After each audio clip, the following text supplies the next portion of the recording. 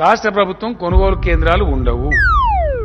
వేయదలుచుకున్న వాళ్ళు వాళ్ళ రిస్క్, వాళ్ళు తినడానికి కానీ, వాళ్ళ విత్తన కంపెనీకి కానీ, వ్యాపారులతో ఒప్పందం కానీ ఉంటే వేసుకోవచ్చు. అది వాళ్ళ రిస్క్ కాదు, ప్రభుత్వ పాత్ర ఉండదు. ఏంది అట్లున్నో? ఏం చేయాలి, సీజన్ మొదలైంది, పనులు సురువు చేయాలి, పైసలు లేకపాయే, ఏం చేయాలన్నా అర్థమైతలేదు.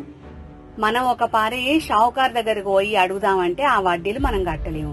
అయినా పంట కూడా ఆయనకే అమ్మాలని కండిషన్ పెడతాడు, తక్కువగా కొంటాడు, వేరే వ్యాపారులను రానియడు, అప్పు ఉట్టనియడు. ఈ దిక్కుమాలిన సర్కారేమో ఒరే వేద్దని నాటకాలు ఆడుతున్నే.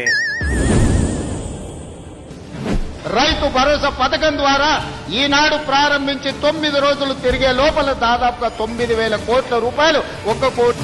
చూసినవా, రేవంత్ అన్న సర్కారుంటే రైతుకు దిగులే ఉండది. పెట్టుబడి సాయం పైసలు అకౌంట్లో పడ్డాయి.